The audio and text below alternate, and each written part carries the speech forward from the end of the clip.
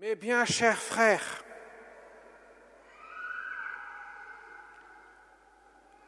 enlevez-lui donc son talent et donne-le à celui qui en a 10, à celui qui a en donnera encore et il sera dans l'abondance. Mais celui qui n'a rien se verra enlever même ce qu'il a, nous dit Jésus dans la parabole de ce dimanche.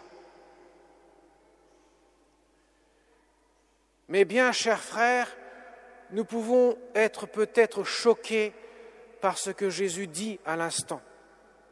On a l'impression qu'il donne qu'aux riches et que même les pauvres, il les spoil, il enlève tout ce qu'ils ont. Or, il est évident que nous ne devons pas faire cette lecture, car elle est fausse. Pour deux raisons, principalement. La parabole nous montre deux choses que nous devons bien retenir. La première, c'est que Dieu donne sans compter, sans mesure.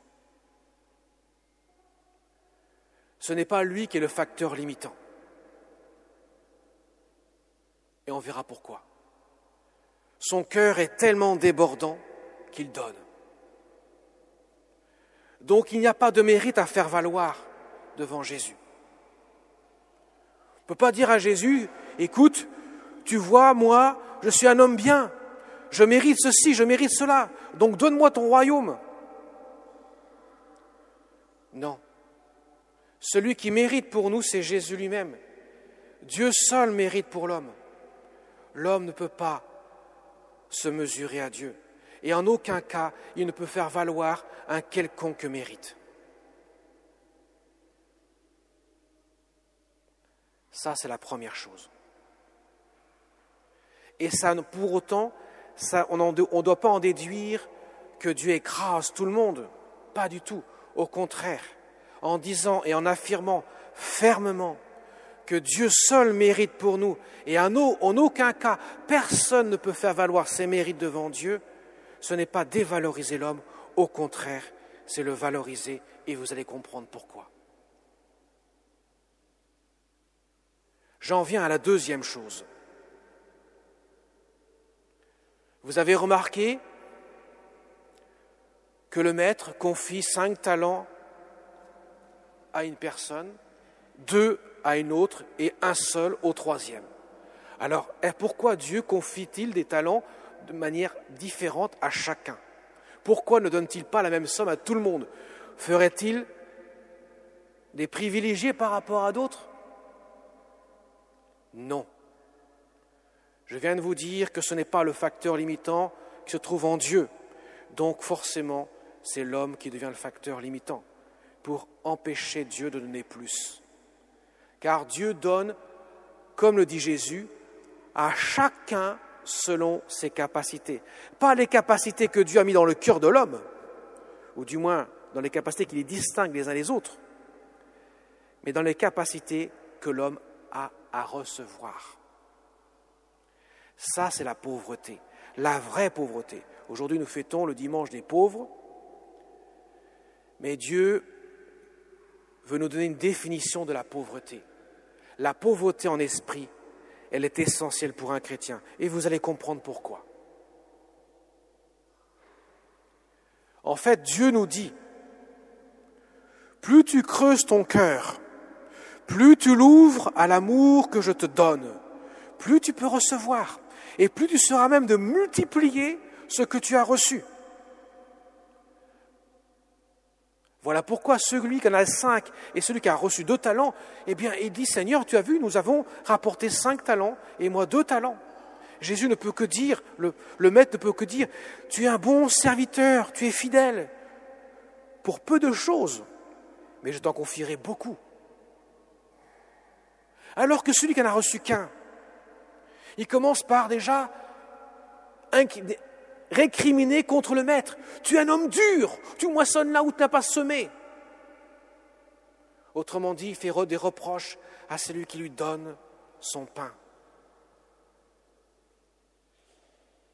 Son cœur est étriqué. Son cœur ne s'ouvre pas à l'amour de Dieu. Il est donc dans l'incapacité de pouvoir donner.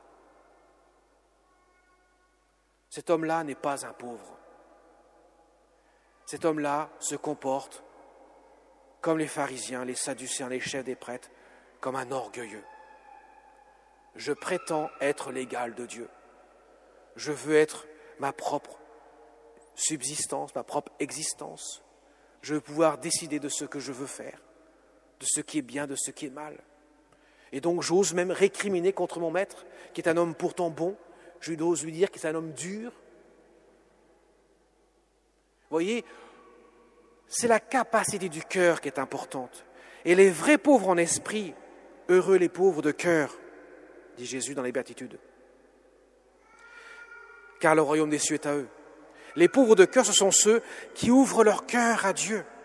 Et Dieu les remplit de son amour. N'a-t-il pas dit un jour à Sainte Catherine de Sienne, elle qui était en dialogue permanent avec le bon Dieu, avec Jésus,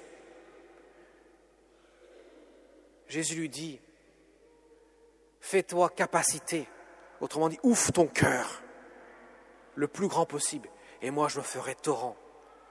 Je déverserai mes torrents d'amour dans ton cœur. Car qui peut donner est celui qui a beaucoup reçu. Mais celui qui reçoit peu donnera peu. Parce que la source, elle n'est pas en nous, mes chers amis. Elle est en Dieu. On en revient au premier constat. Dieu seul mérite pour nous. Si je ne reçois pas de Dieu, comment pourrais-je donner? Car je n'ai rien à donner, sinon ce que Dieu me donne. Voilà ce que Jésus veut nous montrer. Autrement dit, ça met fin à toute jalousie entre les uns et les autres. Un tel a ceci, un tel autre a cela. C'est pas juste, moi j'ai pas ceci, j'ai pas cela. Non, mes chers amis, si nous voulons être les premiers, Jésus dit, nous devons d'abord être les serviteurs. Si nous voulons être les plus hauts, il faut d'abord s'abaisser. Si je veux recevoir, être riche de l'amour de Dieu, il faut d'abord que je fasse de mon cœur la crème de l'humilité. Voilà pourquoi les plus grands, les saints, et à commencer par la Vierge Marie, son cœur était tellement ouvert, qu'elle n'a perdu aucune miette de ce que Jésus pouvait lui donner. De telle sorte que Jésus ne verra en elle rien qui assombrit son cœur. Mais au contraire, une multitude de talents qu'elle a fait fructifier, au point que Jésus la donne pour mère pour chacun d'entre nous, pour deux raisons. La première, c'est un exemple pour nous. Et la seconde, c'est qu'elle va prier pour nous.